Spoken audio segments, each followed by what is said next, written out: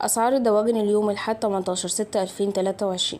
شهدت أسعار الدواجن ارتفاعا جديدا في الأسواق المحلية. يتروج أسعار الفراخ البيضاء اليوم للمستهلك بين 75 و 76 جنيه.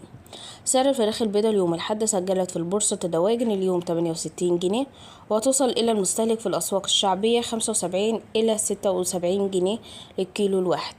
ووصول سعر الفراخ الأمهات في بورصة الدواجن إلى 60 جنيه للكيلو، وتباع للمستهلك في الأسواق الشعبية بسعر 65 إلى 66 جنيه للكيلو الواحد. ارتفاع سعر الفراخ البلدي اليوم في بورصة الدواجن ليصل إلى 90 جنيه للكيلو الواحد، وتباع إلى المواطن المستهلك في الأسواق التجارية 65 جنيه للكيلو الواحد. أسعار الأوراق الفراخ اليوم الأحد 18 يونيو يباع كيلو الأوراق ب95 جنيه، ووصول سعر كيلو الدبابيس ل95 جنيه، وكيلو الأجنحة يباع صباح اليوم ب55 جنيه في الأسواق التجارية.